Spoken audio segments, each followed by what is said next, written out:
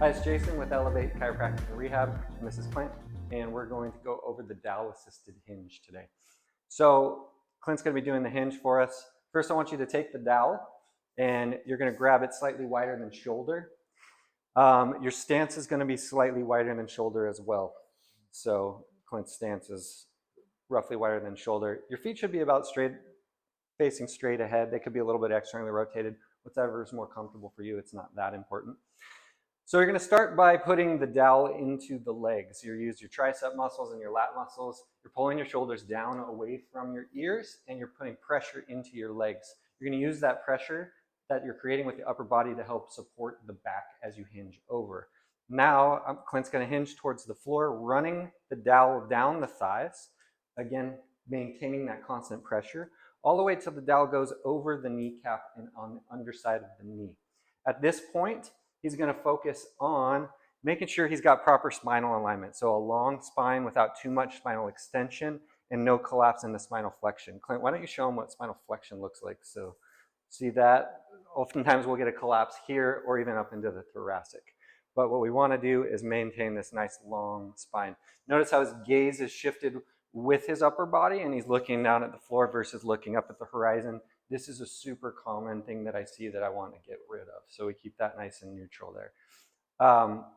So he's using the support of his upper body to press into his legs to help him really drive into that proper alignment.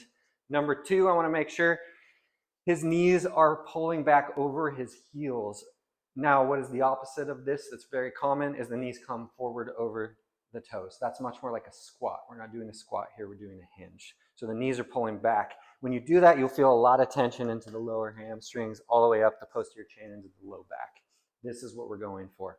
Once we get into this hinge position, we're going to focus on core stability. We're breathing into the abdominal space, increasing intra-abdominal pressure. So we've worked on this in the clinic in lots of different positions. So we're trying to expand the cylinder of the abdomen by breathing into this space and expanding by breathing into that lower abdominal space. Through the exhale, we maintain that tension.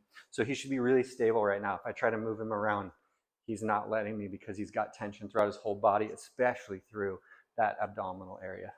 Now, progression from this is adding a little bit more load to the system. We're going to lift the dowel off of the legs and reach.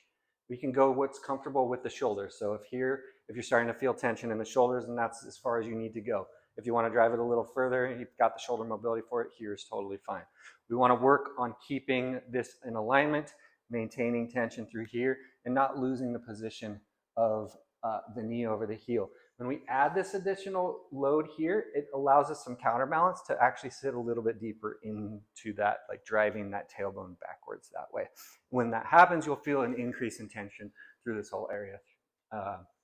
You're going to hold these for, you can start with 5-second holds. You can progress to where you can hold that for literally a minute would be a good thing that you should be conditioned for. Thank you.